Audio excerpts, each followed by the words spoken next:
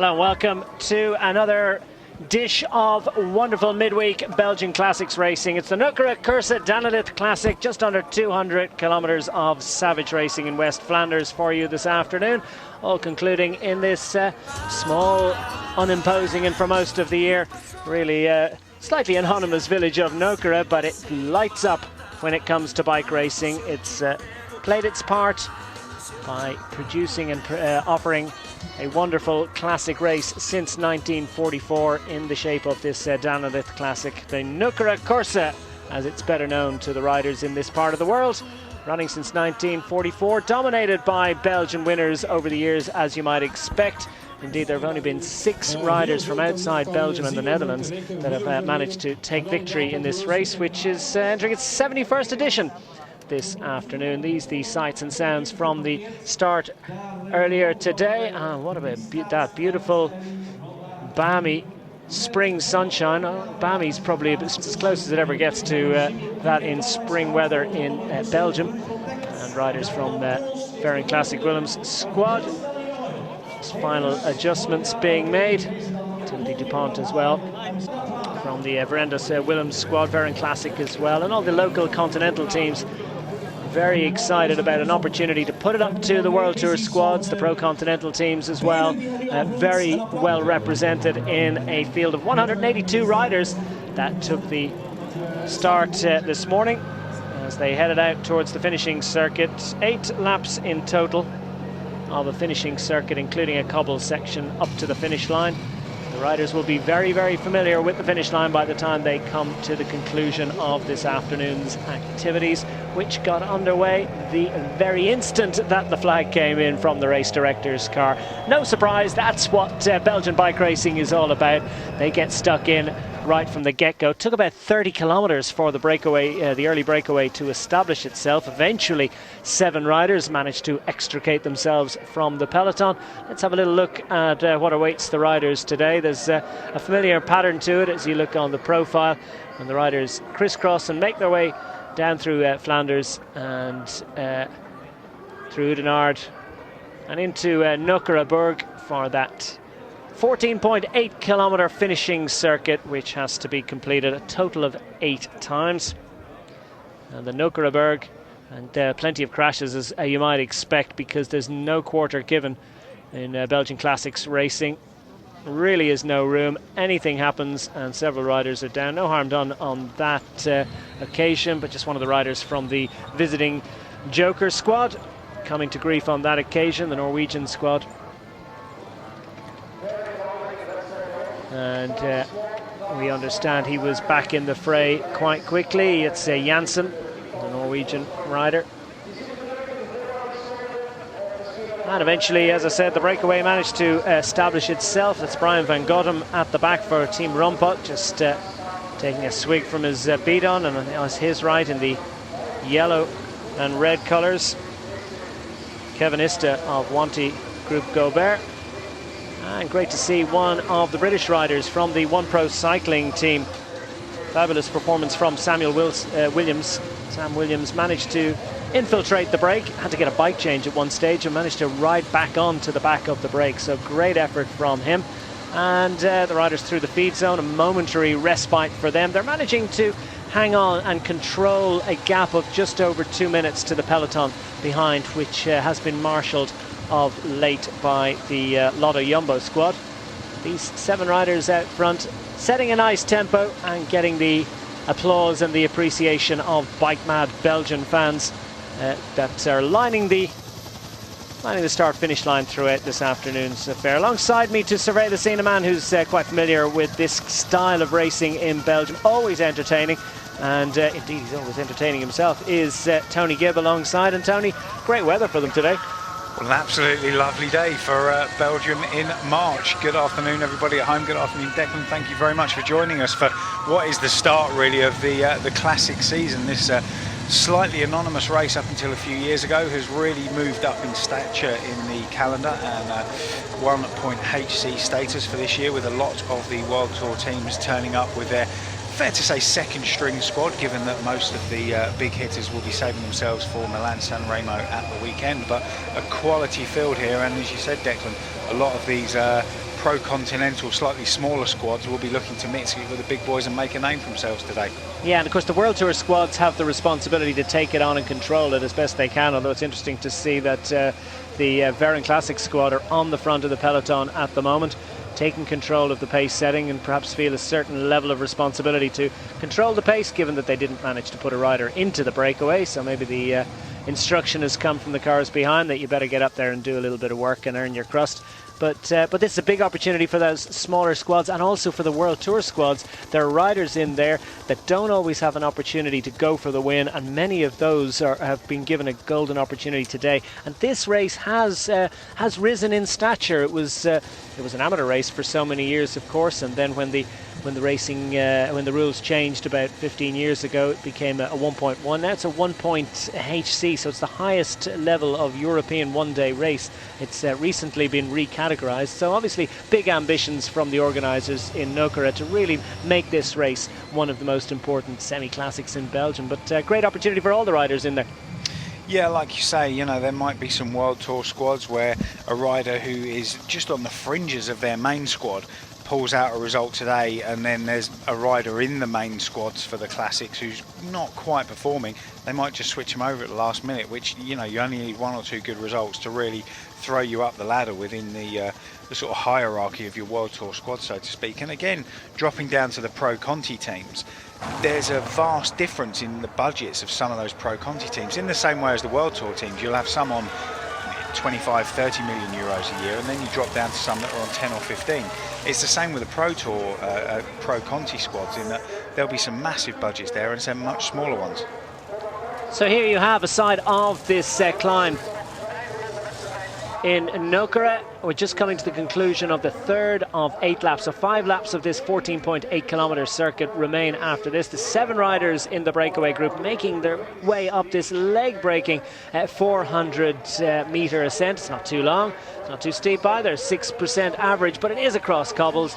And then remember, they've got to do this 10 times, because they see it on the way to the finishing circuit, and then they reach it before they do the full lap. So 10 times in total, 8 laps as well. And the 7 riders having a little look around to see who got that the easiest.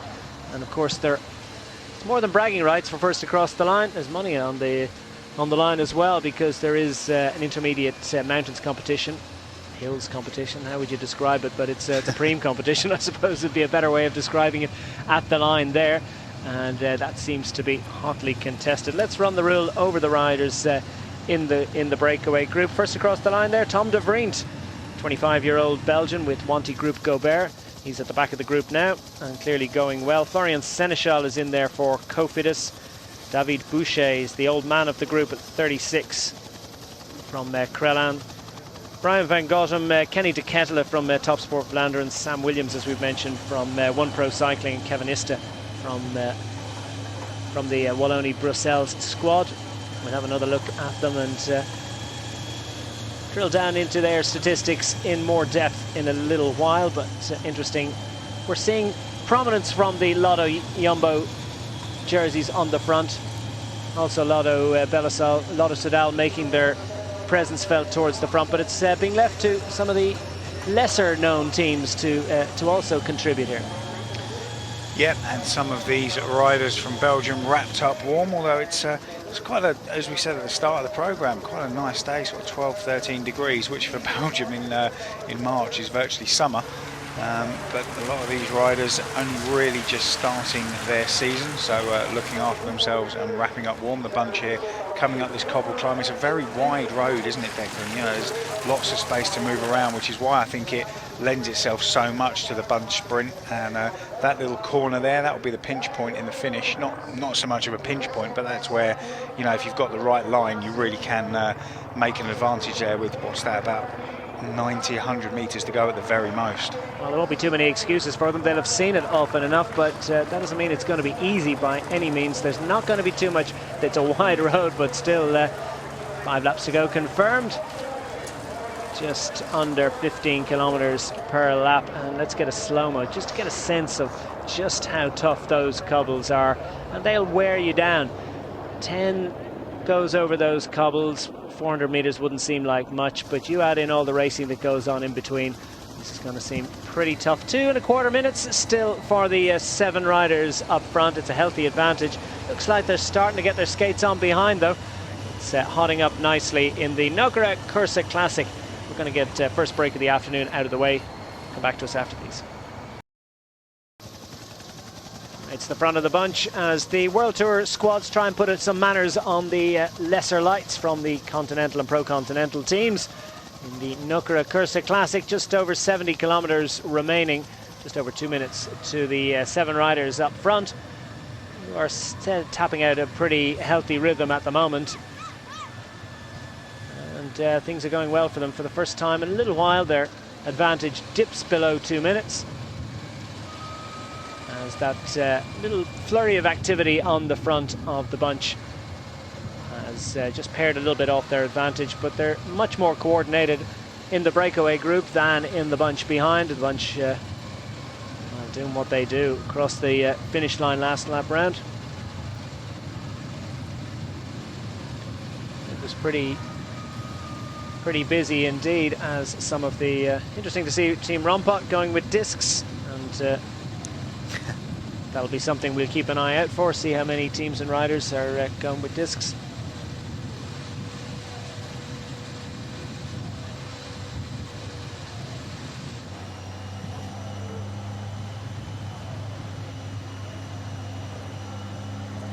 Just over 70 kilometers to go for the riders, and definitely wouldn't want to have to do 70 kilometers without a saddle.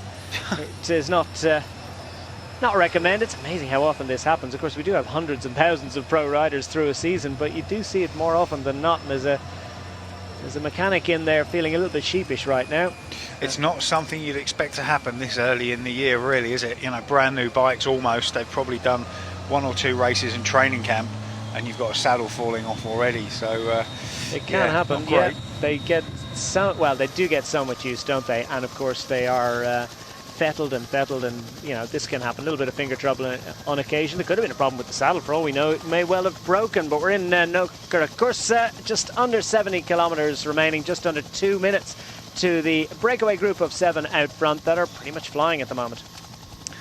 So you can see here the bunch just, it's making some progress, but the pressure's not really on. 1 or 2 riders stopping for a comfort break before the real racing gets going. And we've actually got an update on the riders in the break. We said earlier that it was Sam Williams in the break for One Pro Cycling. It's actually Pete Williams in the break for One Pro. And very grateful to old sparring partner of mine that I spent a lot of time sharing hotels with when we were riding for Great Britain, Phil West, who is now the Director Sportif, or one of the Director Sportifs for One Pro Cycling, along with James McCullum, another rider that I shared a lot of hotel rooms with. And he's in the car today and just updated me on a few bits and pieces. Going back to what you said, Declan, about Rompot, I think I read an article that said they're going to ride disc brakes all year this year. I think they were the team. I could be wrong. Read so many articles you kind of get confused, but I think Rompot actually said we're riding disc brakes in everything we do this year, which for me makes a whole lot more sense than diving in and out between the two and what should we use for this, what should we use for that, because the difference is it's not just that you've got a bike with different wheels on it, it's, you know, the whole bike is different, it's fundamentally different, the way it handles in terms of braking is different, and then the mechanics have to use that many more spares to accommodate the different wheels, and it just really does complicate things massively. Yeah, I mean, I suppose the playing devil's advocate, some would say that well, there are certain situations where they're a bit of a penalty. I mean, the aerodynamics might be compromised, or the you know, the weight, if it's a particularly mountainous stage, there might be a little bit of a weight penalty, and for a rider, whether it actually matters physically or not is irrelevant. If there's any sort of psychological issue there, then you want to give them the best equipment possible. So logistically, I can understand that it makes sense to just run the one thing all the time and get ready for the next year. I can see the benefits of disc brakes in certain situations, in a soaking wet Paris-Roubaix or Flanders, or on an alpine descent when it's, you know, freezing cold and soaking wet, because when it's cold, your hands aren't working much when they're on the bike, so they get very cold because they're the first thing that hits the wind as well.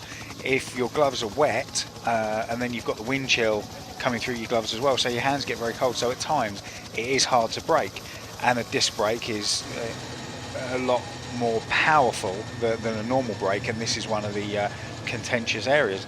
But I can see the benefits in certain situations, but for me the problem comes when you've got someone that can brake and stop very quickly, or much quicker than someone that can't stop quite as quick on normal brakes. And again, the problem for me is that most crashes under braking aren't caused by riders stopping too quickly or not too quickly. It's the tyre losing traction with the surface that it's on, and the more powerful the brake, the quicker that's going to happen. So I can see the benefit of them. I can see the arguments against. I know that there's a lot of pro riders against. There's a small percentage for them, and again, there's quite a few that sort of sit on the fence and sit in the middle.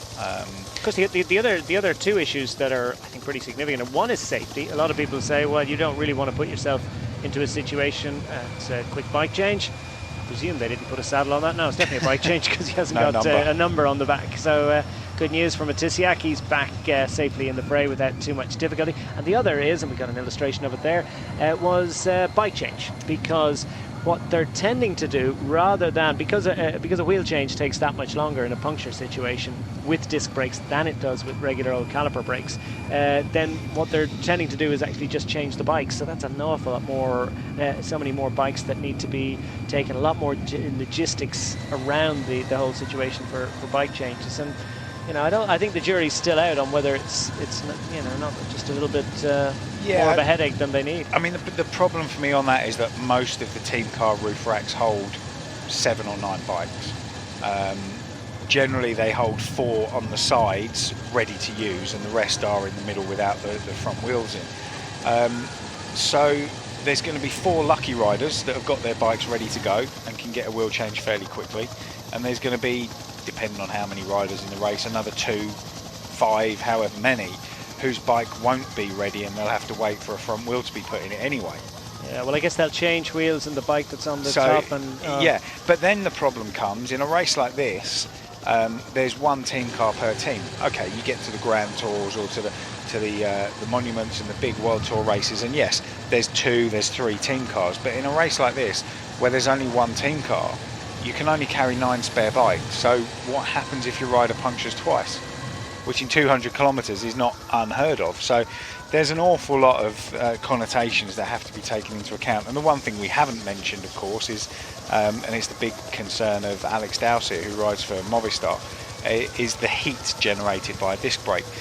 He's concerned about the fact that if you have a crash, a scalding hot disc brake is going to burn through you very quickly. Having spoken to quite a few engineers that work for some of the big bike manufacturers, their concern is the heat that is generated by the disc brake then moving outwards and going into the forks, and how is that going to affect the forks, because the disc runs very, very close to the forks. Yeah. And there is a concern there when that heat dissipates. You would hope that the UCI would maybe look at least coming up with a standard diameter for the disc. It's super technical stuff we're getting into here, but it is a hot topic, if you'll pardon the pun. It'll be interesting to see how it plays out now in the next... I think they're there in terms of 140mm diameter, but Campagnolo have only today announced their disc brake system. Campag are in, and we're in as well in Nokere Koerse. We're going to get another break out of the way. 1.5 minutes now to the break up front. Well, the breakaway still tapping out a rhythm, but there must be a certain level of concern from Florian Seneschal and his breakaway companions. The young man from Cobbled, just getting the nutrition in. Making a bit of a name for himself is the 22-year-old. He certainly enjoys the Northern Classics racing, and he's had some solid results of late. Decided to go on the breakaway today, probably because he feels that he doesn't quite have the sprint finish that seems to be what is required to get the victory in Nokere Koerse. It more often than not ends up in a bunch sprint. albeit up that cobble climb at the finish. So it's a real strong man's finish. Looking at the results over the last 10 years, it has been a strong man's finish, hasn't it? We can go back. Jeremy Hunt was in the top 3 in this race in 2006. Ben Swift's been up there, Gert Stegmans, and of course Chris Bokermans, who has finished 2nd and 1st. But it's always been a strong man's finish, and Scott Thwaites finished 3rd last year. Boy Van Poppel's been up there. Graham Brown's been top 3 and won it before. And of course Nasser Bihani, who won a couple of stages in Paris-Nice last week.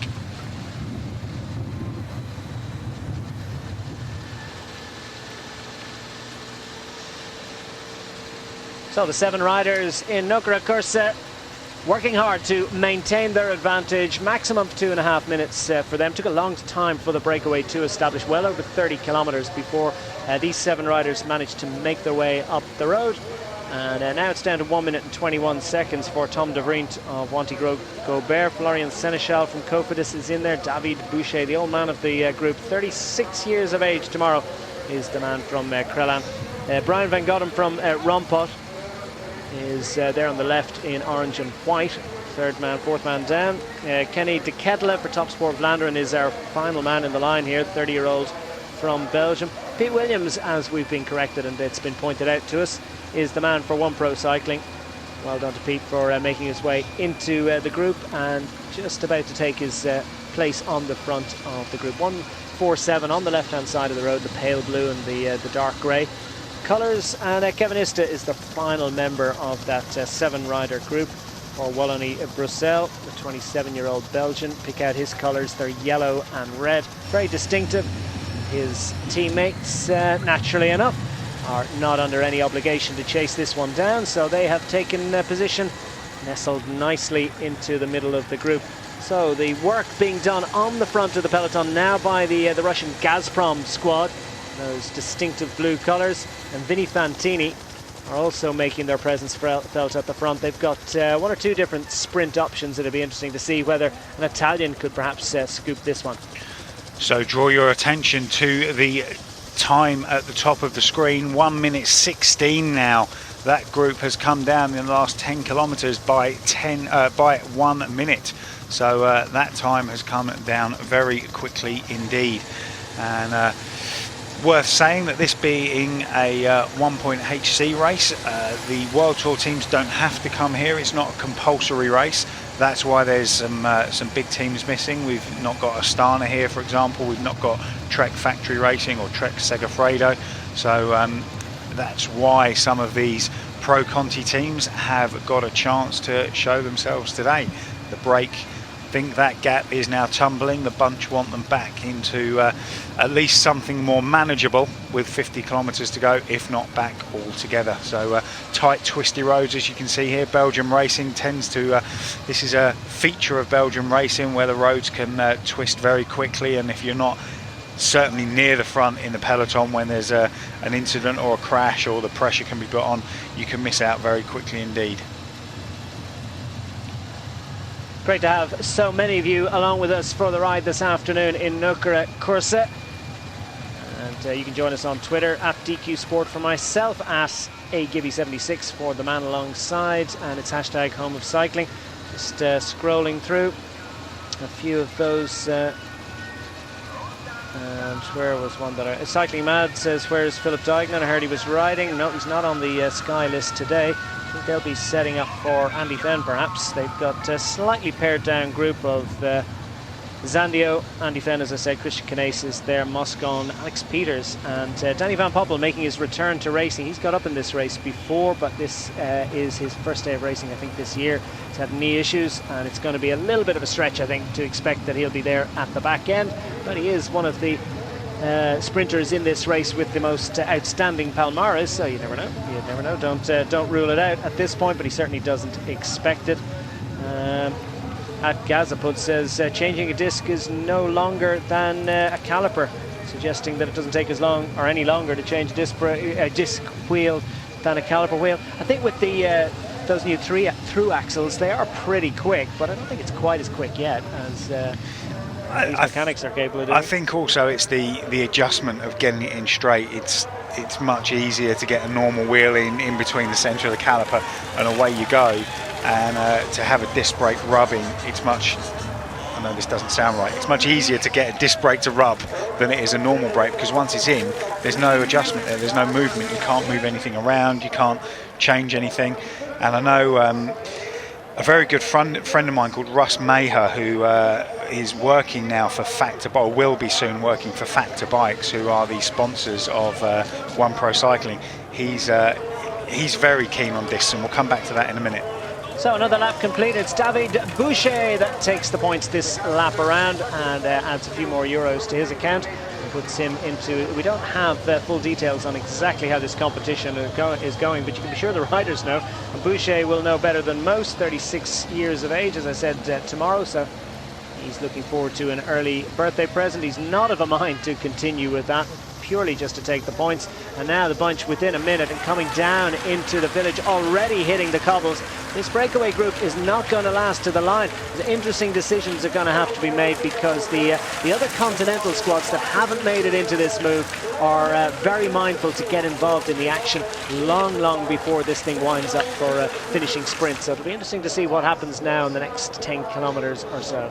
Bunch is strung out there, isn't it? Apart from this front sort of 40 riders, it's in one long line behind them. We saw them coming into the town, it was really strung out, so pressure's on. 57 seconds now for the break. I think that's going to come down very quickly indeed, and then we will have one bunch all back together fighting out the last 50k of this. And we don't want to hark on about it too much, but disc brakes do seem to be the standard conversation at the moment. So confirmation that the rotors are 160 millimeters front and rear.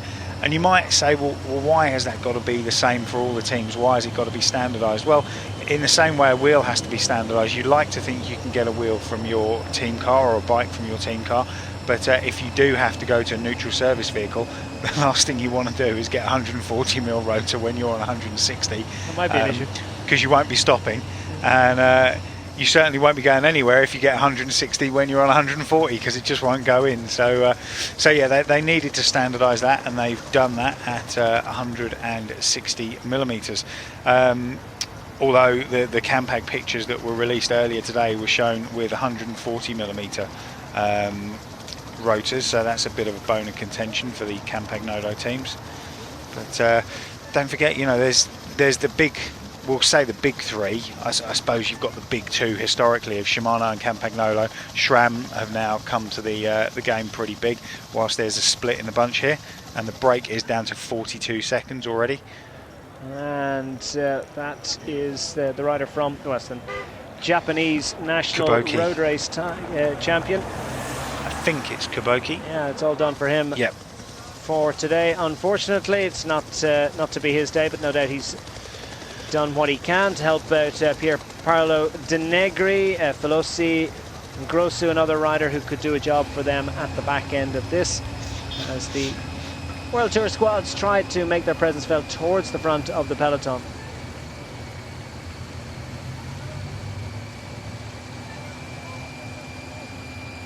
So another lap complete, and we're out into the back roads of this circuit, this finishing circuit at the Nokere Koerse Danalit Classic in Flanders in Belgium. We're just in the district of Kruishouten, on the edge of the Flemish Ardennes, just on the border with West Flanders. So that break really not being given much leeway with 56 kilometers to go. It's come down to 37 seconds. There's a split in the bunch. I'm not entirely sure that will stay there. I think that should come back together, but it just goes to show how much damage that, we'll say small climb, because we've looked at it and said, well, it's only 400 meters long and it only goes up by 58 meters, I think it is, but it does a hell of a lot of damage, doesn't it? Again and again and again. So once you go up at once is no problem. Twice, yeah, well, it's probably no problem at all. 5, 6, 7. Suddenly that 8th time up, it's really going to be tough. And it's only the very strongest men that are going to be able to do a job here. Is the bunch a little bit of a stall at the front, as you might expect, as riders look around to see where their teammates are, and that'll knit back up. But those riders that have had that little extra chase, well, whatever they've had to go into deficit to get back on, and of course they were probably in a little bit of trouble to begin with, so it's all It's all a bit of a worry for any of those riders at this point. This motorway bridge here that you can just see the riders just coming back down off the back of it. Although we look at the profile of this race, and apart from the finish climb, it's absolutely pan flat, and the descent off the other side of the finish climb, obviously, it's all these little small ups and downs. Okay, maybe not so much in Belgium, but I was saying to you earlier, Declan, before we came on air, on a race profile, you look at the bits that aren't categorised climbs because you tend to forget about them, and they're the bits that do the damage for the rest of the day, just going up and down all day, especially if you're riding somewhere like Normandy or you know, the Sachsentor in Germany. It's just those ups and downs all day that do the damage. We've got a rider here from Fortuno Vital Concept trying to go away. And one of the Gazproms, I think might be one of the Team Joker riders that is trying to get involved there, and shaking it up a little bit. They're starting to shake the snow globe a little bit because they want to see what's possible in this Nokere Koerse Classic. Trying to get up the road, splitting the bunch once more. This is going to get busy, there's no doubt about it. Well, just over half a minute now to those 7 riders up front. And at Road Race Viewer on Twitter, into @DQ Sport, hashtag home of cycling, says, setting my stall early. Scott Thwaites, 3rd last year, really flying this season, and that's his call for victory this afternoon. And that's not a bad shout, is it? Because Scott Thwaites is in fine form. It's a wonderful performance where he went head-to-head with Nicky Terpstra in Le Samyn just a couple of weeks ago. And the man from Yorkshire is absolutely on stunning form, and no doubt that Bora Argon will be trying to organise something for him a little bit later on. Kevin Van Heck is the Belgian National Road Race Champion, and he'll be trying to do a job with Top Sport Vlaanderen, trying to place his riders into decent position, as Top Sport Vlaanderen are now looking to get involved in things. So the gap, the advantage has actually gone up a little bit after that little flurry of activity. Gazprom settled back onto the front of the peloton. It's stretched again, and this will be, I think this is a critical juncture really. This break is either coming back now, or they're going to put manners on the bunch and say, no, we actually we're happy with this one, and it'll stretch back out again. So it will be interesting to see what happens in the next 5 or 10 kilometers, whether that breakaway group, which is working hard, toiling away in the early spring sunshine here in East Flanders, will they hang on? Find out after this break. Looks like it's staying steady. Are they happy with this breakaway group? They're maintaining their advantage of just over half a minute. Just under 52 kilometers remaining. The bunch becomes a little bit more compact, spreads wide across the road as they fly over the motorway traffic. And bike racing heads off in one direction, and industry and commerce heads off in another. Jackets are coming off. I don't even have to wear them today. That is Française de Jeu, Sebastian Chavanel.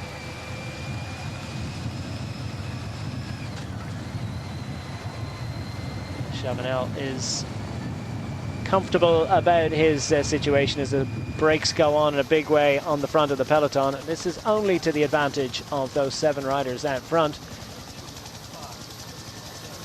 They continue to tap out a rhythm that'll keep them out front.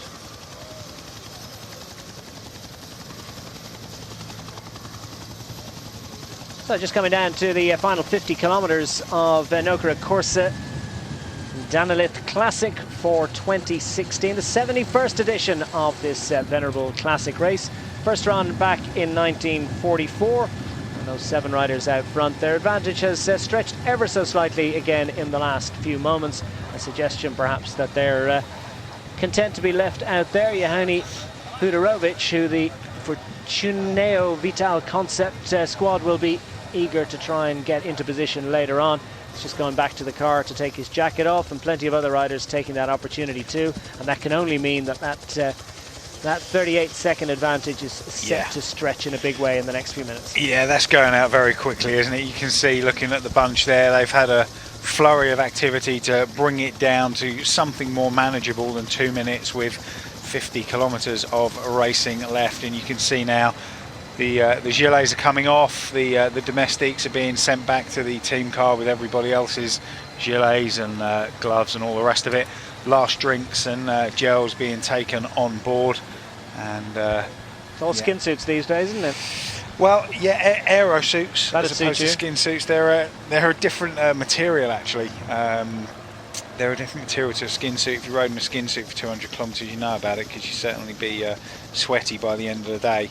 But fortunate enough to have a sort of a tutorial in modern day clothing by our clothing supplier, Pro Sport Distribution, and a friend of mine, Gianluca Capello, who took us through all of the different materials that they use for the clothing, which fundamentally looks the same, but you certainly wouldn't want to be riding in a skin suit for 200 kilometres. So the new aero suits, as you can see, even if they're not the aero suits and they're just a jersey and shorts, the jerseys these days much more body hugging, and usually 2 pockets in the back, so you can carry your food, not the traditional 3.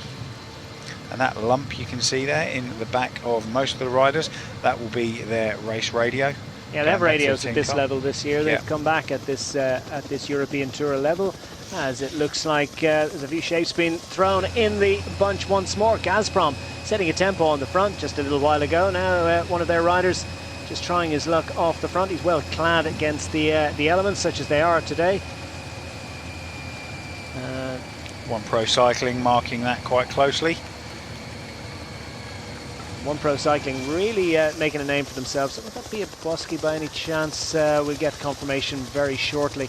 They of course have a man in the breakaway groups. There's no question of chasing it down from the front of the bunch, but if a group goes away, why not try and infiltrate it? And well, it's definitely not, settled and organised in the way that World Tour teams would prefer, is it? No, it's an odd one, isn't it? Because it's a sort of under the radar race to a degree. It's certainly growing in stature, but it's not as prominent as some of the races that we've got coming up. We've got a mixture of World Tour teams and Pro Conti teams, and some of the World Tour teams, the quality is certainly questionable, and some of them have sent such skeleton squads. I think Sky have got 6 riders in a possible 9, Tinkoff 7 riders in a possible 9, and BMC 1, 2, 3, 4, 5 out of a possible 9. So the Pro Tour squad certainly will look to step up and get something out of this. Well, that green gold for me suggests, sounds like it might be a stage for Jay McCarthy today. Interesting suggestion. The Tinkoff team is one that Tony Gibb agrees with. It's one of my picks for today, Jay McCarthy, in amongst others. But it's one of those races that is going to be something of a lottery, isn't it? We sat in the office before we come on air trying to work out who was going to be up there, and although we've probably nominated 15 riders, you just never know what's going to happen at the end of a race like this. It's not like a stage race where it's controlled by one team and then they hand over by the sprinters teams. It is going to be a bit of a fight at the end. And sometimes quite messy. Sometimes some of the leading lights from the World Tour squads might be of a mind to help some of their domestiques on a day like this. It might be an opportunity for some of the lesser lights to have their opportunity to shine. Payback, exactly, for all the work they do during the year. Not that this isn't a very important race and an interesting, it would be a great addition to any riders' Palmares. There are European Tour points on offer as well, of course, and a decent, healthy prize fund. So this is it's a race win worth having. It's a 1HC or category level race these days for the first time this year, and it will be interesting to see whether that changes the attitude and ambition of some of the World Tour squads in years to come. €7,500 I think it is for the win today. Total prize fund of just under €19,000. But it's interesting when you look at it how quickly that prize fund drops away. I think once you get out of the top 3, it's less than €1,000 for, and then once you get down 10 to 20, I think everyone's on the same prize money. And I think from memory it was about 190 euros. Yeah. So you'll answer this. Why is it euro and not euros? 190 euro? Well, either I think is acceptable. Oh, okay. Yeah, euro or euros. Yeah, either is acceptable. David Boucher's the hard man in this group, isn't he? 36 years of age. He's the only one in short sleeves. He said, look at the sunshine. This is gorgeous weather. This is as good as it gets. So I'm going to make the most of it and try and top up my tan this afternoon. And he's done a little bit more than that. He's made a great name for himself. He's shown the jersey well. So it's good news for Krellan Vaskud Service Continental team that they have a rider up the road. a good sprinter behind as well in the shape of Gary Droitz, who they'll be hoping to put into position later on. And of course their riders haven't had any responsibility in chasing this one down. It's coming down inside half a minute now. That last drag up just on their way into Kruopis just meant that the gap came down inside half a minute, and I think they've got to be on borrowed time at this stage. Yeah, and I think going back to something you just said, Declan, if people are watching road racing for the first time, we've got a lot of viewers for the World Track Championships, and maybe you haven't seen a road race before, you might be watching this and thinking, well, that breakaway group did have 2 minutes, he's now got 30 seconds, why are they carry on, why are they trying to stay out there, when it's, as you said, I think it's there's no shadow of a doubt that group is going to get caught. It's a foregone conclusion. But what they're trying to do, this is a televised race. Eurosport are televising it in, I don't know exactly how many countries, but a lot. So what they're trying to do is stay out the front, because all the time out there out the front, the TV cameras are on their team's jersey. Oh, problems. Chain off. I always think it'd be so much easier to go around the other side of the bike to put your chain on, but so many people do that, don't they? And it's just a reflex instinct. And well, you can, if you're that side, you can lean the bike up against you and give yourself both hands to rip the rear mech off in anger. Yeah. There's a couple of views of it, but chain off, just lock solid, I think, did it? Yeah, I think it's wrapped around the rear cassette somehow. He's got it going now, but the mechanics, I think that's the mechanic there, a little bit too late maybe, but still in the cars. So as we were saying, you know, that group's going to get caught without a shadow of a doubt, but as you can see, there's 7 riders there, and the TV cameras are focusing in on them, on their jerseys, and getting exposure for the team and their sponsors. But you can see there, you look at the bunch, it's spread across the road. That is a sure sign that the bunch are taking it easy, shall we say. You've competing tensions, haven't you? Because the World Tour teams, the leading squads, you know, to whom the smaller teams will be looking at to do a lot of the chasing, well, they're happy to leave that group out front. Whereas some of the lesser lights, some of the smaller teams really want to get up the road to show the jersey, trying to mix it up a little bit. If you haven't got a sprint opportunity, then you want to get up the road. So there are competing tactical tensions here as Boucher sets the tempo on the front of the breakaway group, and they extend their advantage once more, just over half a minute ahead of the baying pack behind. So these 7 riders hang on. Florian Sénéchal, resplendent in the red colours of Cofidis, is the French rider in the breakaway group, and would be very keen. See, could he do a job? Little handshake and exchange of pleasantries. Well, I think that was more a come on, why are you skipping your turn? We all need to be working here. So if someone does just drop the wheel, it's very easy to put your hand out to let them take a little bit of a sling off of you, to encourage them to go through and do their work. And you can see here Pete Williams just sees he's got a little bit of a gap off the front, so tries to exploit that, because if he went away, if he got a bit of a gap, that might discourage some of these other riders in this break to stop working. They might go back to the bunch, and then Pete might be out on his own getting some exposure for One Pro Cycling for 5 or 10 kilometres. But I do think that's about all this bunch have got left, 10 kilometres at the most, and the bunch will bring them back very quickly. And going back to what you were saying earlier, Declan, it is a case of, do we bring this back? Because once this comes back, it's then all going to kick off with everybody else attacking. Whereas at the moment, no one's really going to try and get across to it, because that will just encourage it to come back sooner. So we can see here one rider again just going up the road, and the rest not chasing him down. Well, so it's a balancing act, isn't it? I'm curious as to whether Kevin Ista had perhaps done a little bit of a deal to try and take the Prem at the end of this lap, as they come to the conclusion of this lap. Just be a couple of laps left after this. We find David Boucher on the front. He's the man that gave that gentle little hand sling to Kevin Ista, rolls off the front of the group and finds himself with a little bit of an advantage heading into the last couple of 100 metres. But are they going to chase him down? It's a curious little one, that one, and it could be that after all the work they've done, I think they're probably going to share out the Breams and share out the points on offer here, as Kevin Ista just about hangs on and manages to be first across the line with 3 laps remaining of this 14.8 kilometre circuit. And look how close behind the bunch are, less than 400 metres at this point. And it's a little bit of a pared down bunch at this point as well. 182 riders signed on. There's quite a bit less than 180 riders in there now. That noise you can hear, normally when a bike race comes past you, can hear the whoosh of the air coming past you. That noise you can hear is the rattling of carbon fibre and chains and equipment going over the cobbles. They're certainly taking a bit of a beating, and it's only 400 metres, but do it 10 times, that's 4 kilometres. Yeah, that's tough on a bike. It's tough on a bike rider. It really does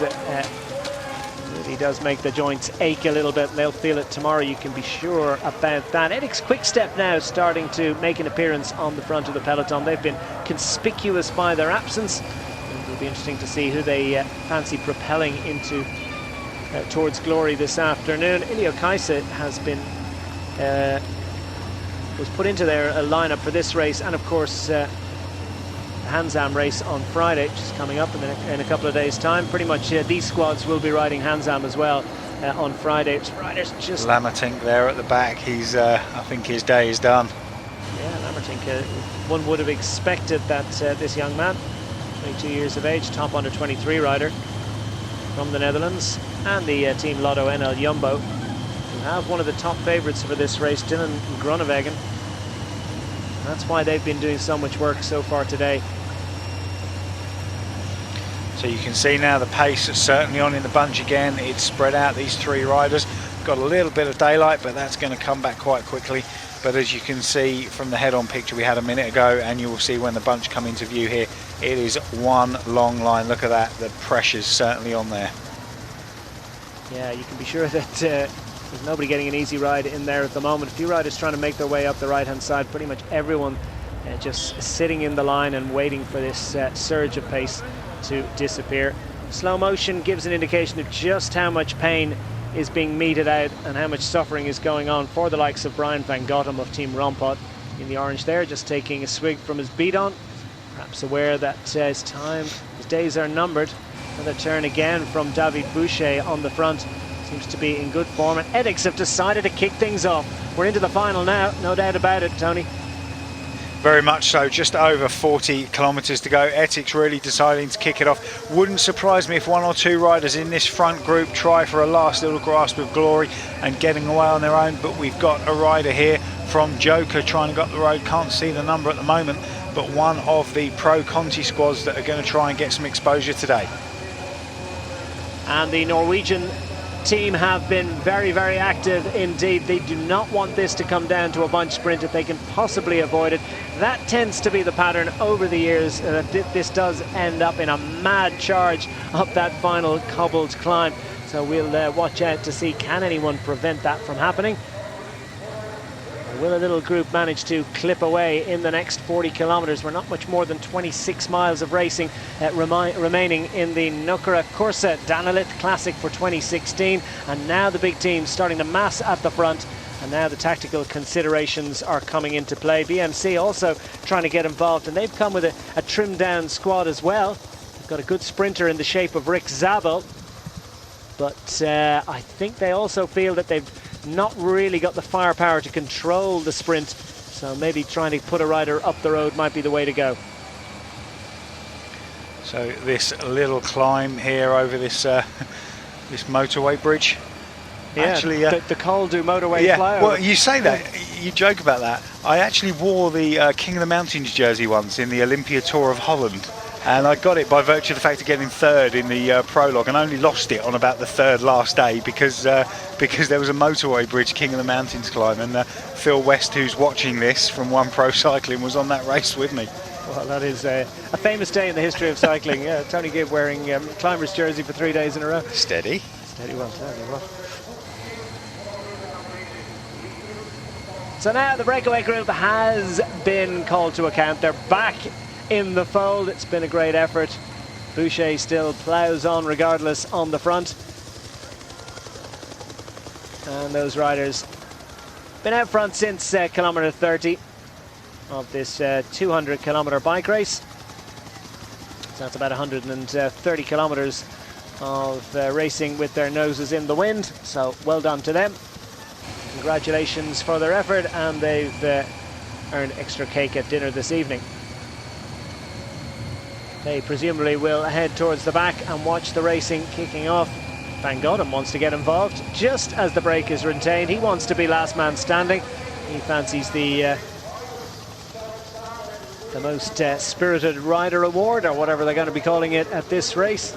And Boucher doesn't like that, does he? He's been out there all day. He's done so much of the work late on, certainly. He doesn't want to see Van Godem get a little bit of extra glory, so he's killing himself to get across to this group. And great to see that he's just got a little bit of extra breakfast there. He's still got the energy to get involved for how much longer, one asks. But back at the back, Gazprom calling for service.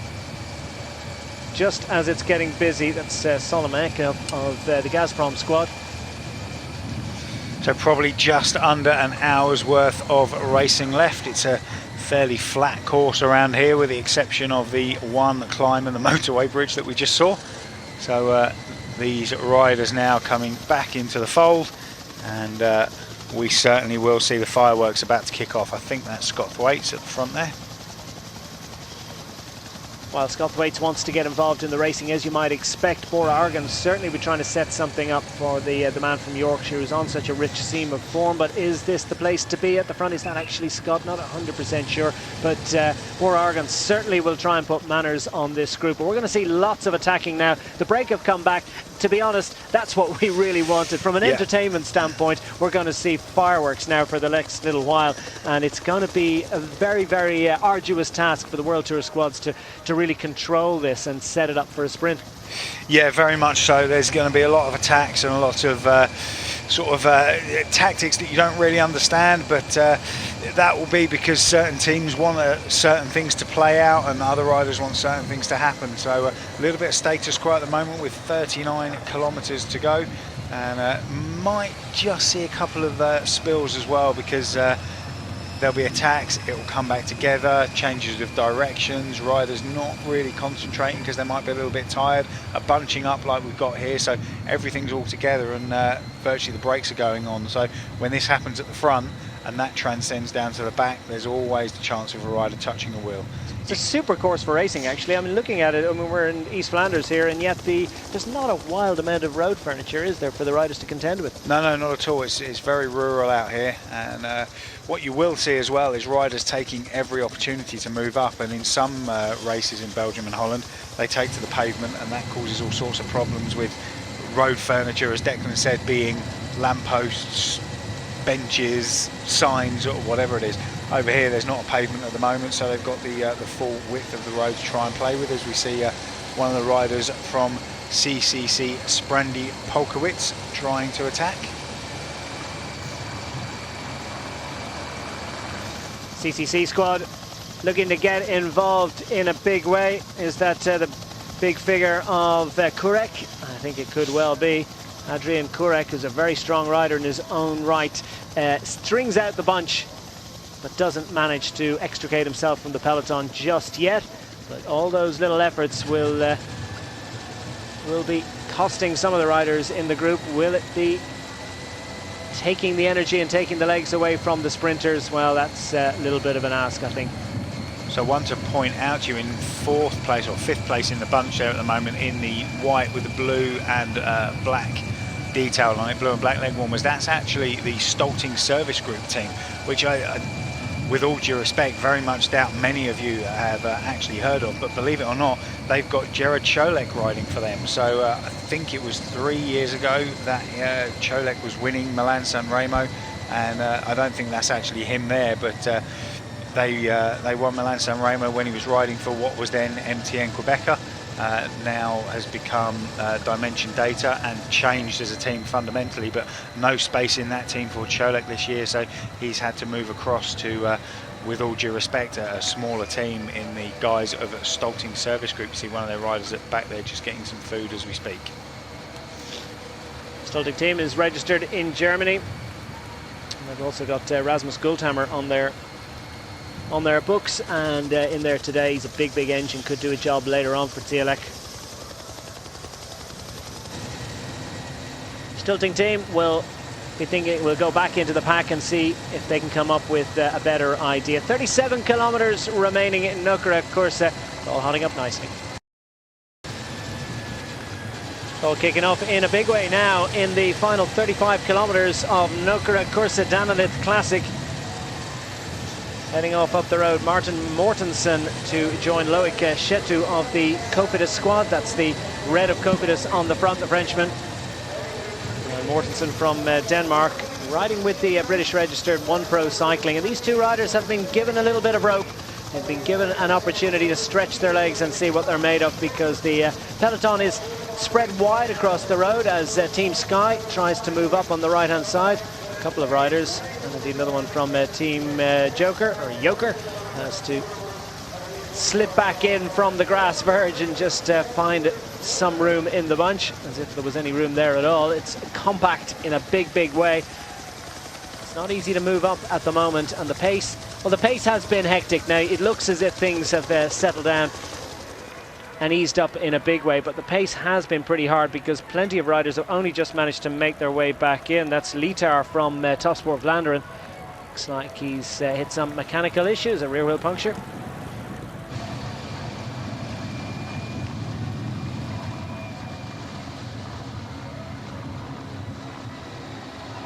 So the two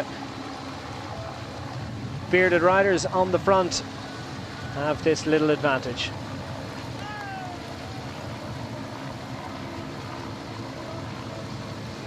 Inside 35 kilometres remaining in Nokere Koerse Classic. Two riders have managed to stretch their way clear of the peloton.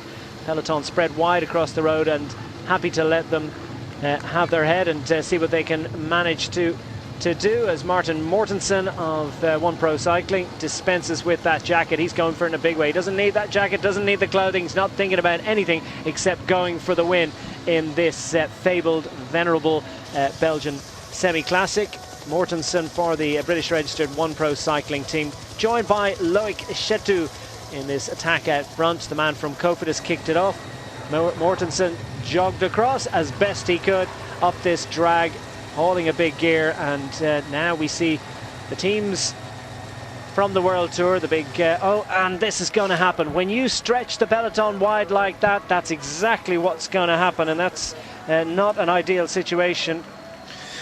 No, that was going to happen in this sort of situation where the brake went away, everybody parked up, and you can see there you just lose concentration for a sec, out the saddles, touch of wheels, straight over the handlebars he goes, and ends up in a fairly unfortunate situation there with his head caught between someone's top tube and bottle cages. You don't see that very often, but people say disc brakes aren't going to be a problem. Well, we're getting to see the colours of the Stulting service group, not perhaps in the way that Gerald Cielek and his teammates would have expected. Looks like well, he's not in great shape at all at the moment, is he? And that is Rasmus Guldhammer. And also coming to grief on that occasion, Rainer Hunig in that little touch of wheels at the back of the peloton. Unbeknownst to these two riders out front, there have been a little bit of shenanigans in the bunch. They're not worried about that. They've got this 20-second advantage that they carry into the village of Kruisthouten. Bunch splits through this one rare piece of road furniture that is pretty safe course for the riders. 20 seconds isn't a lot at the moment, and it could be that the World Tour squads will be happy with this. Bora Argon starting to make their presence felt at the front of the peloton. That's something we've been anticipating. This is a team that has yet to win this race, but certainly could come up with a big result, because Bora Argon, the German team, have on their roster this afternoon Phil Bauhaus and Scott Thwaites, both of those riders to the fore, and in the well, what, second and third across the line 12 months ago. So Bora Argon really want this one in a big way. Just to let you know, of course, that the winner of this race 12 months ago, Chris Buckmans of the Lotto Soudal squad, not present. Of course, he's coming back to racing, and he's racing for the first time this weekend on Friday. So it's great to have him back in the peloton at the Hansam. He had that horrific crash in the Vuelta a España at the end of last year and was in a coma, an induced coma, for quite a while. And it was a bit touch and go, I think, for Chris Bookmans for a while, but it's absolutely great to see that he's come back to full health. He's been able to ride his bike, and not only that, he's going to make a return to pro racing. So congratulations to Chris Bookmans, and we wish him the very best. Not in a position to defend his title at this race, but he'll look forward to the Hans Am with renewed vigour and joy. His teammates, meanwhile, going to see what they can do about setting things up for a potential sprint finish. Tosh van der Sande, I think, could be the man that they're looking at to help. And Sean de Bie might fancy his chances of getting up the road at some stage as well. So with 30 kilometres to go, really trying to put the hurt on here at Lotto Soudal. No longer Lotto Fix-All in the blue jerseys that they sported last week, but back to Lotto Soudal. And going very well. Got a couple of injuries in the team at the moment, which means their classics campaign is slightly dented. I know Andre Greipel is out with a niggle, and Greg Henderson very frustrated to be left at home at the moment with an injury as well. So he's not yet competing this year, but very strong team, one of the World Tour teams that will be looking to get a result here. And you can see here rider number 51, Zandio from Team Sky, struggling, so that's a bit of a shocker. Yeah, that looked more dropped than going back to the car, didn't it? Yeah, very much so. Yeah. So these two riders, it hasn't worked out for them on this occasion, but Chetu and Mortensen have at least tried their luck and gone up the road in this semi-classic, which isn't familiar to all of you, of course. At Robertson7073 on Twitter to hashtag Home of Cycling is saying, new race for me. Where in East Flanders is this race? It's well, just on the edge of the Flemish Ardennes, on the border with West Flanders. It's in the district of Kruishouden, a small village really, to be honest, but the Nokere village has played its part in the Nokereberg, which is that cobbled climb up to the finish line that the riders will have completed on 10 occasions by the time they get to the finish line. That has played its part, made regular appearances in the Tour of Flanders in recent years, 4 times since 2003. Also makes regular appearances in Kuurne, Brussels Kuurne, and Dwars Doors Vlaanderen, and various other races. So they like their bike racing in this part of the world. No surprise there.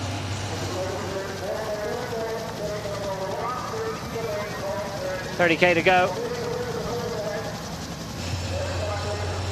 Very early to be putting this much pressure on at the front of the bunch, and can only imagine that there's a lot of splits further back down, and yet it's in one long line on this thin country road, and Zandio's got himself back onto the back of the bunch. But still, this is not the place to be on roads like this. There's virtually no chance to move up. And rider on the front there, we can see Zach Dempster riding for Bora Argon. Applied his trade in the UK for a number of years for various different teams. Very tall, rangy rider, and not an out-and-out sprinter, but probably, you know, from 250, 300 metres out can certainly hold his own. If it was left up to him, he could do a really solid job for them. He'd be capable, I think, of coming up with a result. But he could get the win, be another question. I would say, you know, if he's in the right position coming into the running, he could probably hold on for a top 20. Top 10 at a push, but certainly not their rider for today. I'm guessing Scott Thwaites has got the ride for today. Well, look at this. There's a completely different dynamic in the bunch as they head up the climb this lap round. 2 laps remaining. 2 laps of 14.8 kilometers in total as they take another little look at the finish line, and it's the big teams that are starting to gravitate towards the front, starting to think about the finish and how they're going to organize it for their sprinters, exactly what side of the road they're going to go on and how they're going to try and move things around. Team Sky look to get on the front to do what they can, as plenty of other riders think about survival, or perhaps even heading back to the bus. Team bus. Yeah, and you know, for some riders, this will just be one of those races that they're using to get form. You know, they'll be getting off with 2 laps to go, as we can see now. A lot of riders dropping to the back and split at the front here. Splitting on the climb every lap, isn't it? So, I mean, if there was any sort of connective will to try and get up the road, well, something could possibly happen. Ethics are starting to get involved in everything that happens at the top of the climb each lap round. You suspect that they're not really in a position to set something up for a sprinter, or at least they're not super confident that that's worth doing. So it'll be, if any team, I think, that is going to try and animate things at the back end, it's likely to be Edix Quickstep. 3 riders with just that narrow advantage now, just under 30k to go.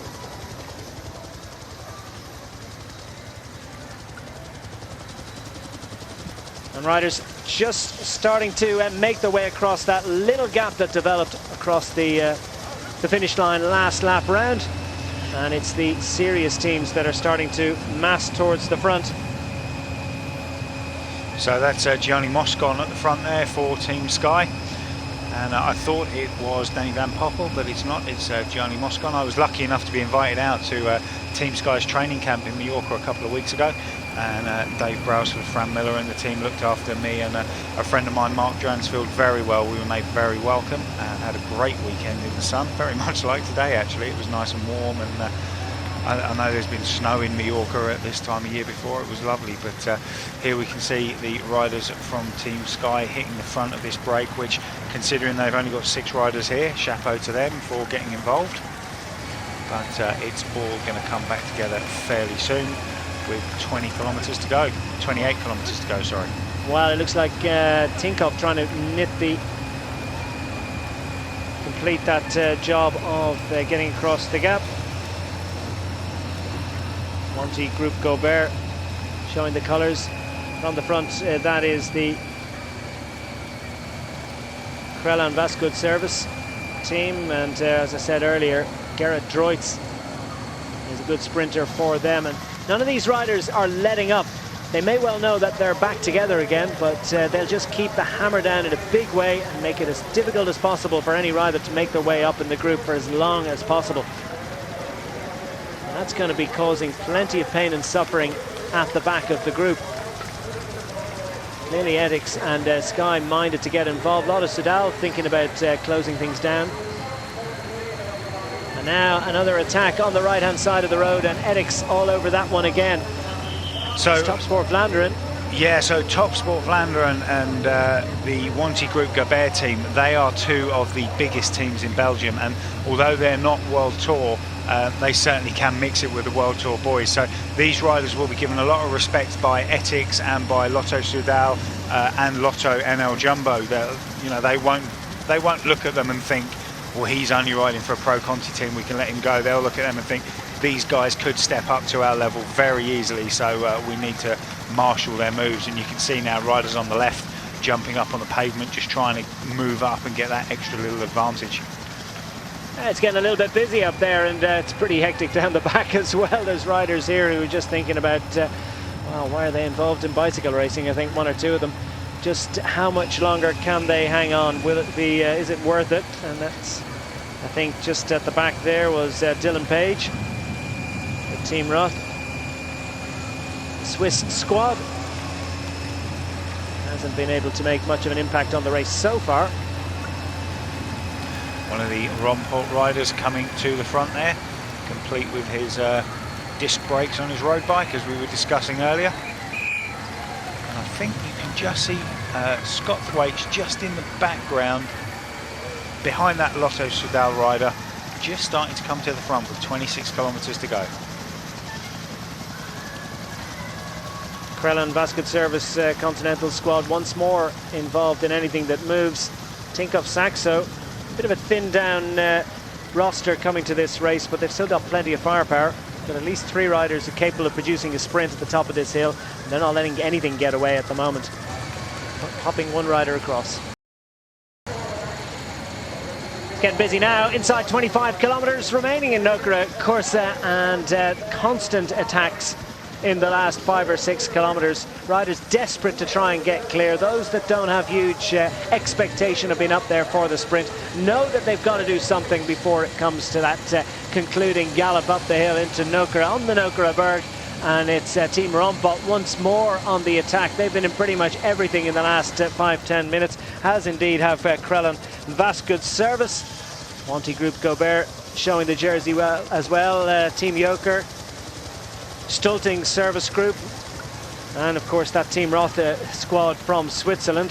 One of their riders was pretty much put out the back by an attack from one of his teammates on the front.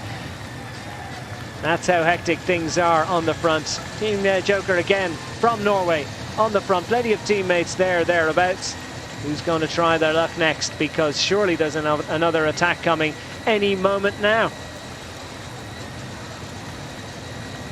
Team Joker on the right in the dark blue. It's Team Stulting, the German squad of Gerald Zielek, in the white.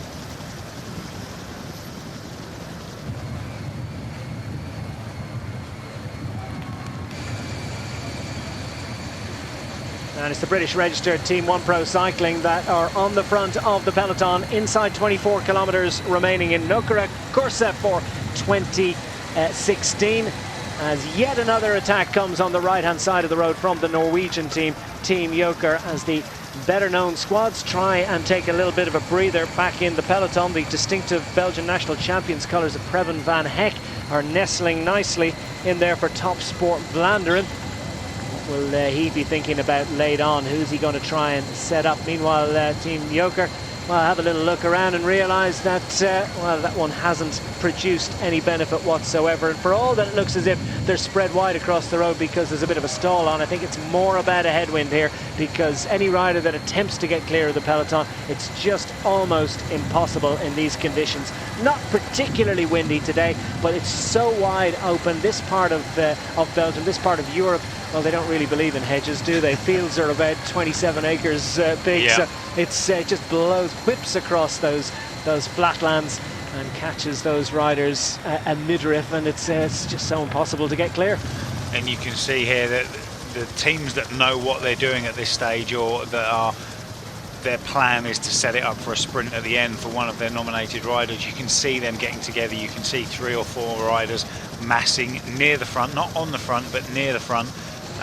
We saw Top Sport Vlaanderen, and you can see Wanty Group Gobert over on the left, and then some of the other teams that haven't got that discipline. CCC here going off the front with one rider just behind them from the Delco Marseille Provence KTM squad.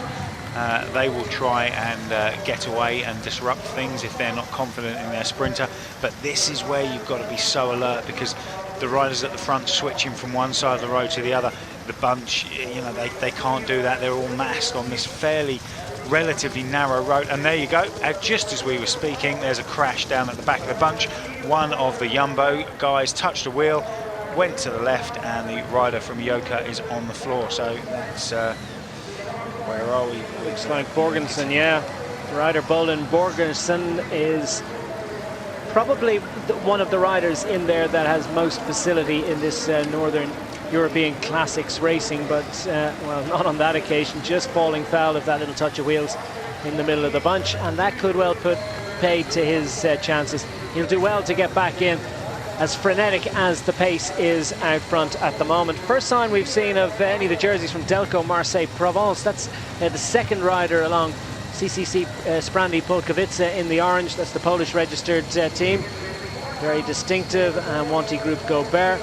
So for Tuneo Vital Concept, they've got Jauheni Hudarovic, who can do a job for them in the sprint later on, but nothing is being allowed to get any rope. It really is just proving so difficult for these riders to get clear. It's not for the want of trying.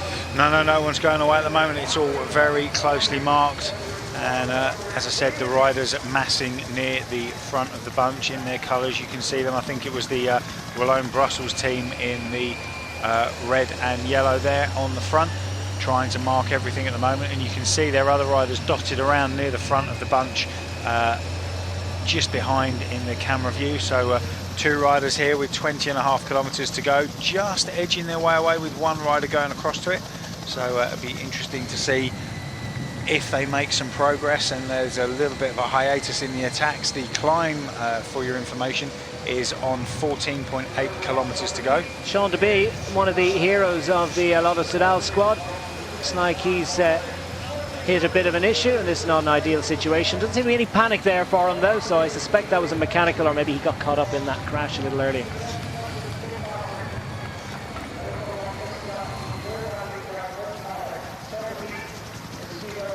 Nothing getting clear at the moment. 20 kilometers remaining in Nokere Koerse Danalit Classic for 2016. The 71st edition of this venerable Belgian semi-classic, and the early breakaway group of 7 riders called to account. They have been retained well, about 10 or 15 kilometres ago. Looks like it's set fair for a bunch sprint, but that's not if some of the lower ranked continental squads have anything to do about it. Speaking of which, the One Pro cycling team making a name for itself in international racing over the last few weeks. Managed to put a couple of riders into lead groups, or groups well up the road in Lusamin, with Janto Barker doing a great ride on that occasion. And Janto's not on duty for One Pro today, but nor indeed is Christian House. The likes of Chris Opie, Marcin Biabowski and Pete Williams, as we saw in the breakaway early on, are doing sterling work for One Pro cycling this afternoon. So One Pro have actually got two fast guys here today in the form of Chris Opie and Matt Goss. So if it comes down to a gallop, expect to see one of those two, their protected riders, and I should imagine the other one is the last lead-out rider to take them to about 150 metres to go on this course, because that nasty cobbled climb at the finish. And we've got another crash here. They're coming thick and fast at this point. This is a big one. A lot of riders have gone down there, and one or two serious names as well. Frederick Friesen is not going to be in a situation. At least two Lotto Soudals have gone down right in the middle of the bunch. That was nasty. Yeah, that was a tricky one. But we said, didn't we, that this was probably going to happen. There's a lot of nervous riders here. There's a lot of riders that want to try and make a name for themselves and get something out of this race. And you only need a slight touch of wheels. Schwartzman there from Bora Argonne gone down. And the amount of time that these riders are on the floor for or sorting themselves out, they're not going to get back in with what we 17 kilometres to go about that. That's massive disappointment for Lotto Soudal. They need as much firepower as they possibly can get. Gert Dox also coming to grief. The Lotto Soudal man. And riders from Roubaix.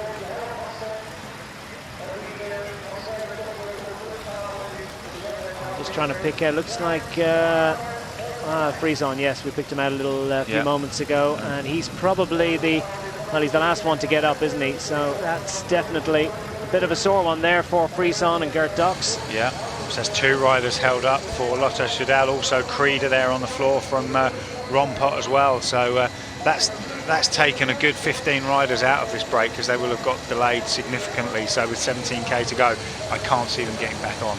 There's a Wallonie-Brussels rider, not a Roubaix rider, of course, Wallonie-Brussels. And Crater. Well, Michael Crater, of course, is a pretty fast man, so too Raymond Crater. It's just this lone rider from BMC. As I said, they've got a bit of a pared down roster, but they've got Rick Zabel. And Alan Piper is on DS duty for them, a man who would absolutely have loved this kind of racing. That's what he was born to do.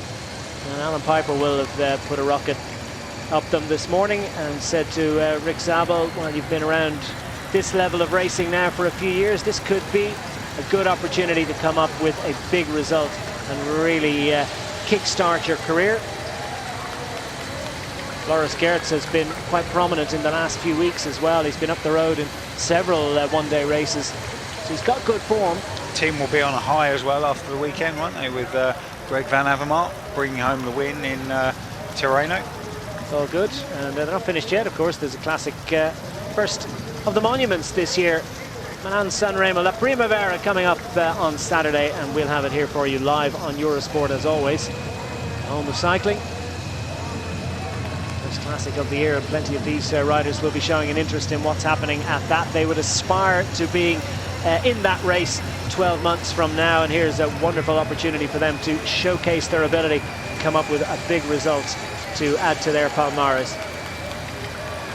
So Enix Quickstep, LottoNl-Jumbo, Top Sport Vlaanderen, and the bigger squads appearing at the front. Tinkoff Saxo there, sitting 6th in line in the yellow jerseys, distinctive day-glow yellow jerseys, trying to set something up for Libby J. McCarthy. Mikael Kolar is capable of big sprint for them, and Eric Baska as well, top under 23 rider who's won bunch sprints at that level.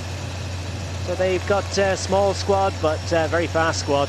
Certainly one lined up for a sprint finish. No one team really being dominant at the front at the moment. We've got the Belgian powerhouses. Etik's got two riders there, Lotto with one, Top Sport Vlaanderen, who, as we said earlier, although they're a Pro Conti squad, they could easily step up to World Tour level. It's just, I would have said, it's just a case of budget for them. They're a very strong, very well-drilled team.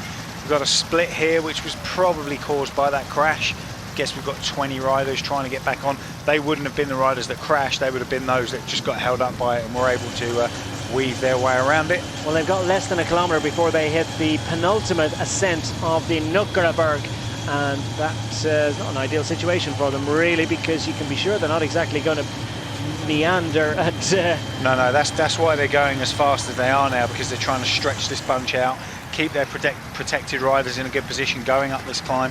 It's not just that it's a climb, it's that it's cobbles as well, so you can get all sorts of problems. So this is why it's going as hard as it is now for this climb in about 50 metres time. Great to have so many of you with us this afternoon on hashtag Home of Cycling. Trevor Mould says this is hotting up nicely, and Neil Kerr was heading over until he hurt his knee. He says this is a great race for spectators. It certainly is. It'd be great to be there in person, but if you can't be, here on Eurosport, you're seeing some excellent Belgian classic bike racing. They take the bell, they power up the hill, they're heading towards 14.8 kilometers of savage bike racing in Belgium. Who's going to emerge at the top of this hill at 1 lap left? Well, your guess is as good as anyone's at the moment, because there are still lots and lots of riders in contention. Pick a number at this stage, lots of riders in contention. It hasn't really split just yet up the climb, but this is the nasty bit just over top of the climb that keeps dragging on. This is where the damage can get done. But again, 2 LottoNl-Jumbo riders at front, 1 Ethics Quick Step, 1 Top Sport Vlaanderen, and nobody else really taking control at the front. And the pace has come out of it, and we will see the attack starting to come thick and fast any second now.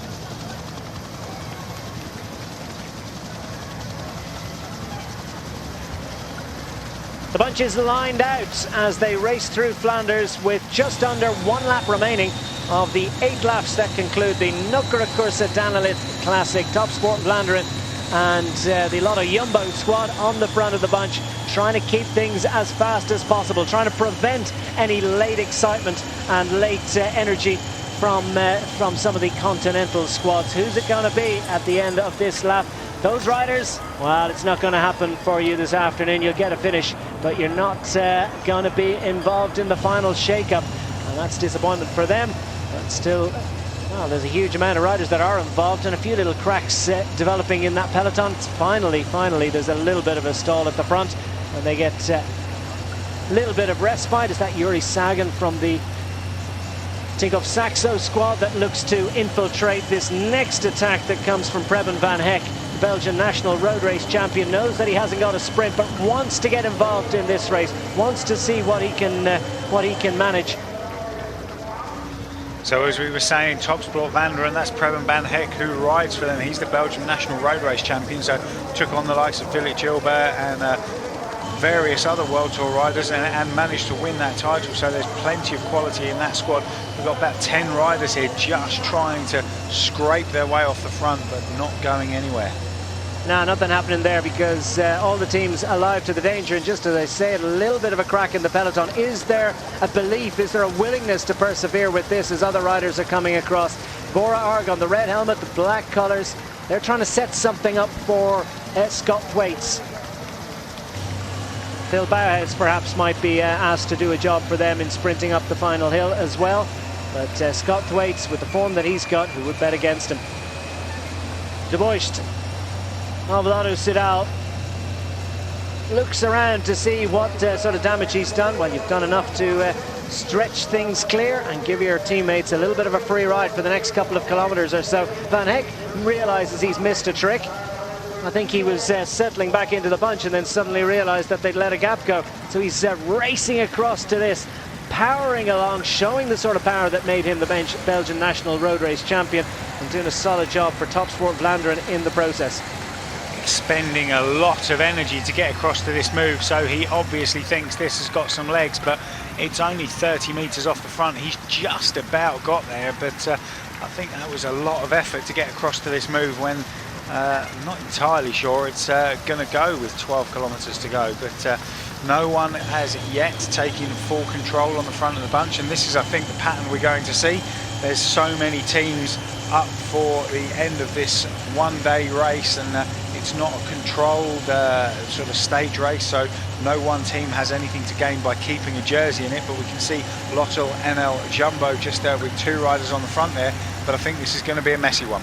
It certainly is. Coming down to the final 12 kilometres, we've got 3 riders clear. Another rider from the Veranda Classic, another one of those Belgian continental squads. They've got Jonathan Brain, who can do a job for them in the sprint, perhaps Justin Jules as well, but well, that didn't work out. He didn't make it across. Those 3 riders still dangling off the front. You'd say things nice and controlled for the leading squads, but for Preben van Heck, well, it's just sustained savagery.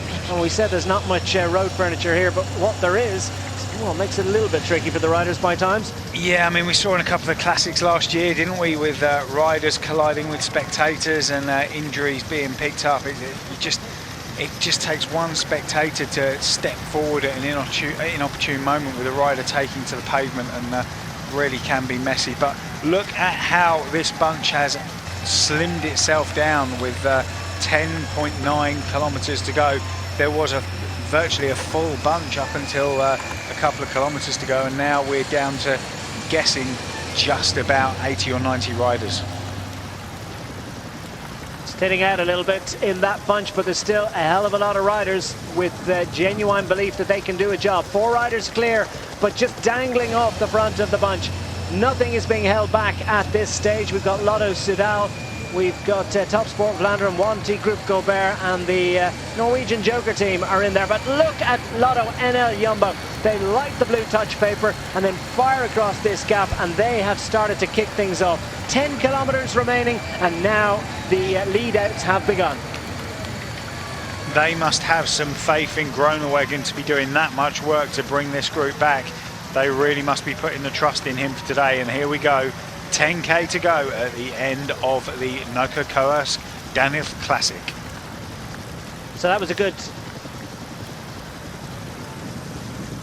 solid job done there by the team LottoNl-Jumbo to tie things up, but inevitably the stall that follows immediately leads to another attack. That's Peter Jacobs that's just about managed to extricate himself from the bunch, and now he's probably looking around thinking, well, why did I do that?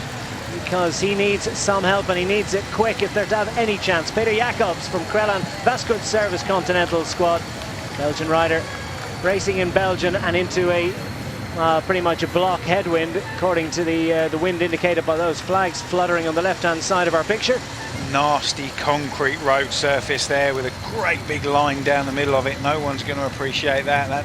That you know, means there's a big section of this road that the riders aren't going to want to ride on in the middle. You don't want to get your tyre caught in that. And concrete roads, they're just hard, they're just draggy, they don't flow, you know.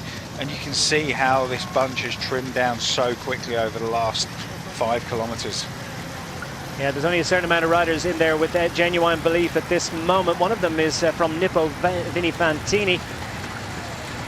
It's Daniele Colli, who has joined this attack with Peter Jacobs, and great to see the Nippo Vinifantini squad who've journeyed from Italy and haven't come here just to make up the numbers. They want to get involved, and they've been certainly animated in their efforts, but there's a visual representation of what amounts to not much of a lead at all. And riders still trying to drag their way back on to see, can they do something for their teammates? Maybe just one last shot at it, get up the front and maybe provide a little bit of shelter, do one turn, as Lotto Soudal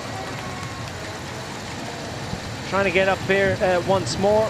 Is this De Boist? I think it could well be.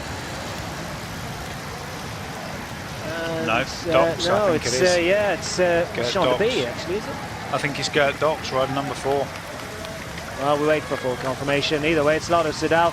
And Lotto Soudal, I think, showing that they're not minded to try and set up a sprint for Tosh van der Sande. They're all about trying to get up the road and make it tougher for Team LottoNl-Jumbo. So they're thinking that the best form of defence is attack, and they're trying to get up the road and put it up to the other teams. Looks that way at the moment, or it might just be, you know, if we throw this out here and get someone up the road, we don't have to do the work for the next couple of kilometres. less than, well, 8.1 kilometres to go now, soon to be 8 kilometres to go. So what are we down to, sort of 10, 11 minutes of racing, not long to go at all. 8k means around about 5 miles in old money. They're rolling along at the back of the bunch, but it seems easy, but it's not easy to get off the front into a headwind.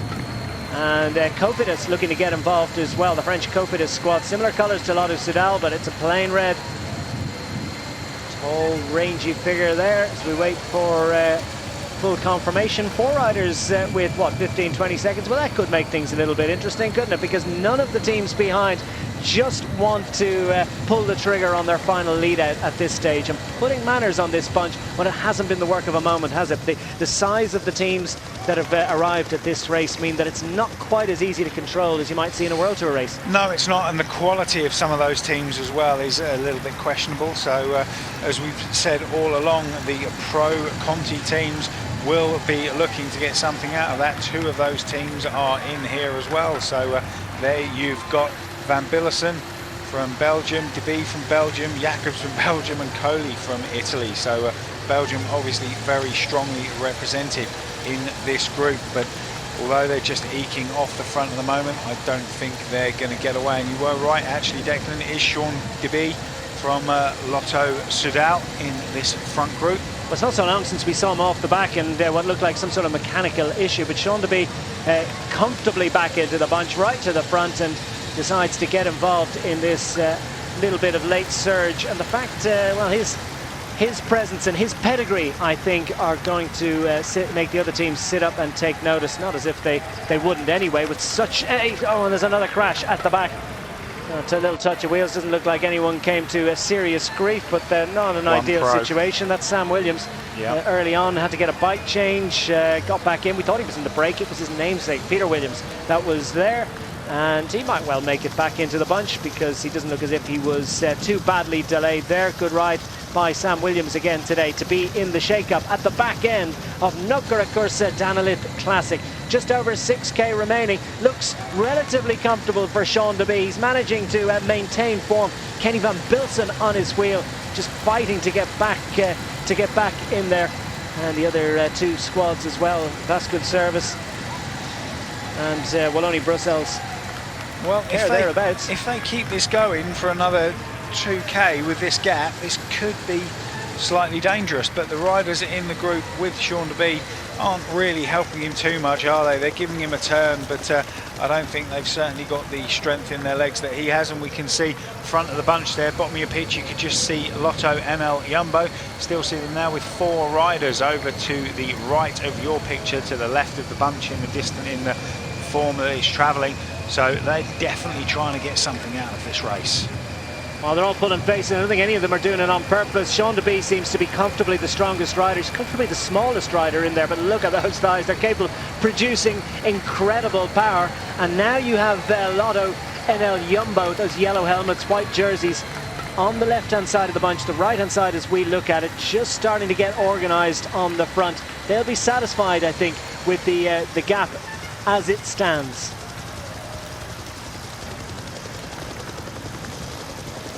Just over 5 kilometres remaining in Nokere Koerse Deinze Classic for 2016. It's LottoNl-Jumbo on the left-hand side of the bunch in the yellow colours. Team Sky to their immediate right, and all the other squads just trying to organise their lead-outs. Française de Jeu have a couple of riders in there as well. As we look at this group of 4 riders up front, the third man in line here, Sean De Bie, seems to be the strongest of the 4, as Kenny Van Bilsen has a little look over his shoulder in the red of Kruopis and manages to nod and shake his head all the way to the front of the group. And those 2 riders seem to be the strongest. So we can see Sky almost right next to LottoNl-Jumbo. They're amassing 4 riders at the front.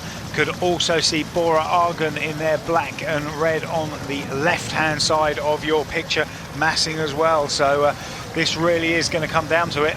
Edix Quickstep inevitably put a rider across the gap. It's Wisniewski, Łukasz Wisniewski, the Polish rider, making it 5 in front, inside 5 kilometres to go. Wisniewski has an immediate, goes immediately to the front as well. He might, and Van Bilsen's not able to hold the wheel, and this will be a little bit of frustration, I think, for Sean De Bie, as it's all up for those riders. Wisniewski is going solo. So Wisniewski just pushing away off the front here, the four that were trying to get away. We saw that Coley from Nippo wasn't doing any work, sitting on the back at the end, but Wisniewski's opened up a big gap very quickly there with 4.5 kilometres to go, but that's still a long way. While the four other breakaway riders have been, well, I think that would have taken the wind out of their sails a little bit, saying Wisniewski just fly past them. They're hanging on with it dangling off the front, but it's pretty much all done for them. Wisniewski, is he going to be the final attacker before the bunch sprint? Will he manage to race solo into Nokere and up the Nokereberg, or will it be the anticipated sprint finish that looks as if it's coming up very shortly? Wisniewski will do well to hold them off. They're a little bit blurry in the background, they're not that far away at all as the teams start to try and figure things out. On the right hand side of picture is the blue helmets, the dark blue colours of Team Sky, and Team Sky have Andy Fenn, remember, who's capable of a very fast finish on a good day. Veranda Willems, I think it is, or is it Wanty Group Gabert just massing just behind there? I think it's Veranda Willems massing with the majority of riders on the front here. Now this is a nasty little corner here. There's an island in the middle of the road, so some of the riders go the other way around the island, but keep your eyes just there. It could get a little bit messy. All the riders cleanly through there. So here we go. This will be the run in now to the climb.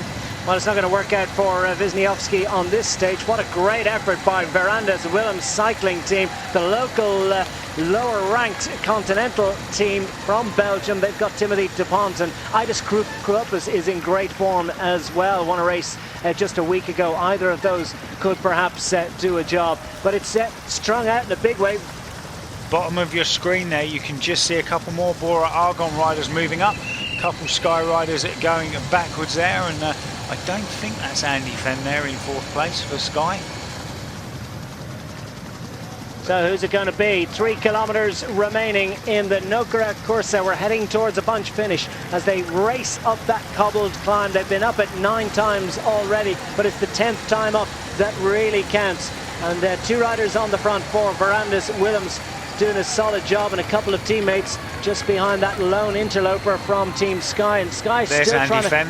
Yeah, here comes Andy Fenn trying to make his way up, and he's going solo in doing it. He hasn't got anyone to help him. Right hand side of your picture in about 8th place now. Andy Fenn just moved up on his own, so 2.6, 2.5 kilometres to go. Veranda Willems still got this very much under control at the front. They've got help from one Sky rider, can't make out who it is from here, but here comes Wanty Group Gabert. So Wanty Group Gobert up on the outside in that lighter blue with the white patch across their chest, those white helmets. Wanty Group Gobert have opportunities. Kenny de Haas, former winner of this race just 2 years ago, is in their roster this afternoon. Andy Fenn did a superb job to make it into that position there, but will he be able to maintain that position? How much is it taken out of him? And now we see the teams moving on the other side of the road. The red helmets, black colours, that's Bora Argon trying to set something up for Scott Thwaites from Yorkshire. Just outside them, Team Cofidis from France. They've got options. They've got Ryan Bouhanni, but Michael Van Steen might be a better option for them, another Belgian rider with the French outfit. So we saw there Zach Dempster certainly getting his elbow out into one of the Wanty Group Gabert riders, and there was a nasty little incident back there in the bunch where someone was pushed out to the left-hand side and decided to have a bit of a thump at one of the other riders. But Bora Argon there with 3 riders at the front. Zach Dempster having to get his elbows out to try and maintain position, and Scott Thwaites will be just behind him.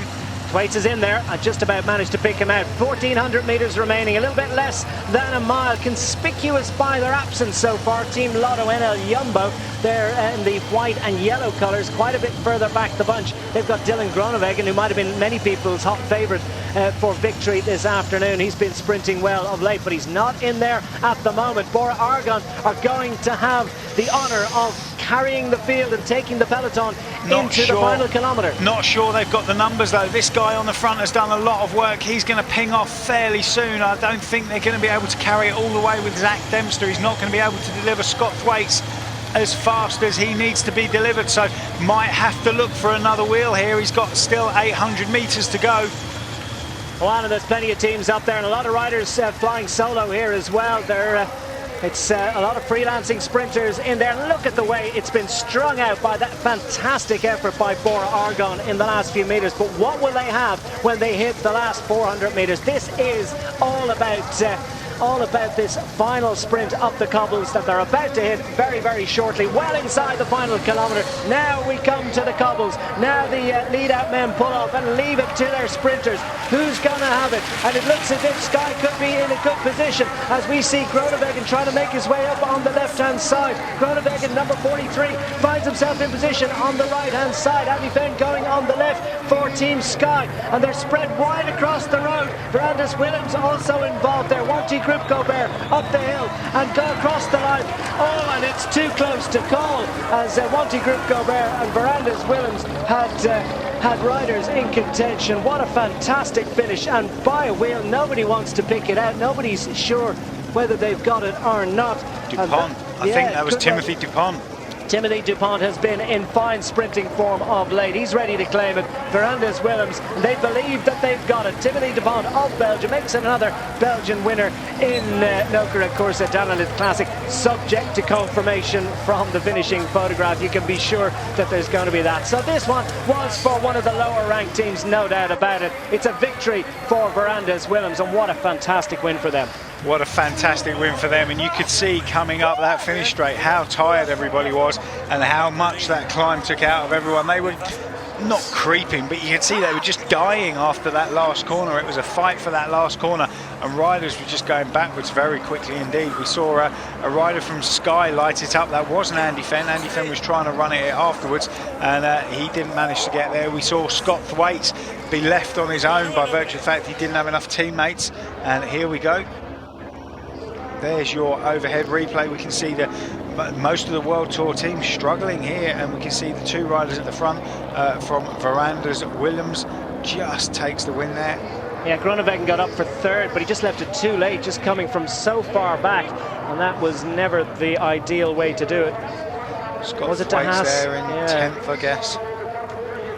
And great to see the lower ranked squads getting the victory. Veranda's Willems cycling team, well, they will celebrate long and hard about this one. That is a massive, massive win for that team. And what does that mean? And they put riders on the front. They were involved in pretty much everything. They played every single card they had. And I don't think there's a single rider in there that didn't make a big effort this afternoon. And they managed to bring many, many riders to the line, which was a superb effort from them. So Timothy Dupont gets the victory in Nokere Koerse Danalit Classic. This is the unofficial confirmation. Kristoffer Halvorsen is being indicated as the second rider across the line. Groenewegen third, Huderovic getting up, Mikael Krader, as we said, sprinting well. Gary Droitz, Moscon was the Sky rider, doing that solid job. Grosu, De Haas et al. Wow, what a great finish and a great victory for Veranda's Willems.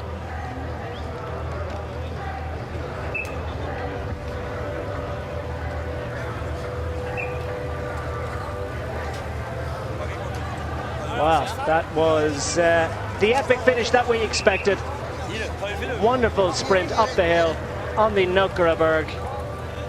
And superb win for Timothy Dupont, just about edging out the Norwegian squad on this occasion. So you can see here at this stage there's 3 Sky riders up there, and they didn't get anyone in the top 10. So from this last little corner, really a lot of riders did die on this climb. See Scott Thwaites there at the moment. He's struggling to get the power out. You can see the back wheels dancing over the cobbles, and there's your winner. Just holds on. I mean, it's a cliche to say if it was another 5 meters he wouldn't have won it, because it wasn't another 5 meters, but he really was getting chased down on the line there, wasn't he, by fantastic timing, by the Joker rider. Yeah, the Joker rider in the blue just on his left there, and the camera focused right, and it was those two. And the Joker rider's almost losing his power meter or Garmin or whatever it is on the front of his bike there. Is hanging off. Well, I can tell you, Kristoffer Halvorsen, well, not a lot is known about him, the Team Joker rider, but he's only 19 years of age. He's got a big future, hasn't he? Because he's a strong rider. Didn't you? You tipped him for this race, so yeah, he's not done badly at all by getting second in this company. It just goes to show how serious the bigger Pro Conti teams were taking this, because they can take it to the World Tour riders and make a name for themselves going forwards.